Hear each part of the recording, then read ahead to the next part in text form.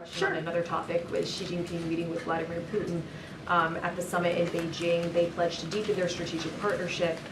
What is the U.S. assessment of the current Russia-China relationship? So I know that there was a statement, obviously that was a joint statement that was put out. Look, we don't see anything new here. I will reiterate what I said yesterday, which was we find it unacceptable that Chinese companies are helping Putin wage this war against Ukraine. We've been very clear about that.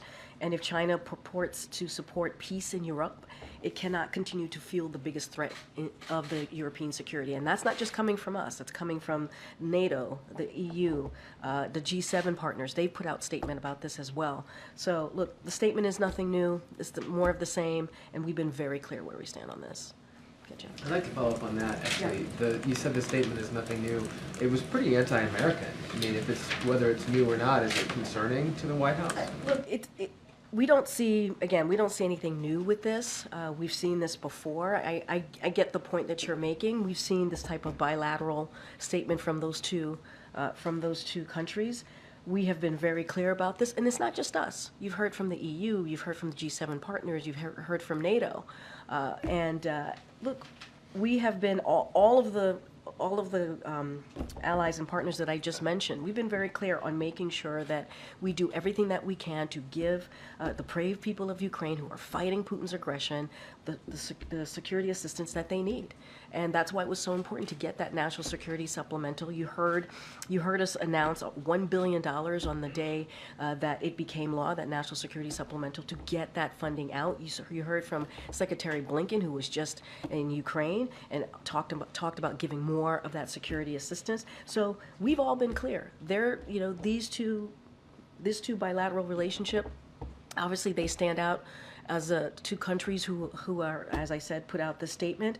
But that is not the position, not just the position of the U.S. They heard it from G7, NATO, the EU. We've been very, very clear about that, and we're going to continue to stand by Ukraine as they fight for their freedom, they fight for their democracy. Does this White House / does the United States have any leverage to dissuade China from supporting Russia as much as it is? Look, I mean, we've been very clear publicly, we've been very clear privately, and we'll continue to do that. But that doesn't answer my question. Like, saying you've been very clear, what kind of leverage do you have to change this? Here's what I say, Jeff. When you have the EU, you have the G7, you have NATO, all saying what we are saying right now, which is we're going to protect or continue to help Ukraine defend itself, that says a lot. We're talking about partners and allies here who mount a pretty strong force here in saying that we're going to continue to support Ukraine. I mean, I think that says what you need to know. There's just nothing more you can do about China. I mean, look, I'm not going to talk about bilateral relationship. I said this yesterday. What I can speak is to what we've reiterated over and over again is that it is unacceptable for Chinese companies and how they're helping Putin wage this war against Ukraine. We've been pretty clear about that. But the fact that this is the president that has been able to bring NATO together, right? Been able to make NATO the more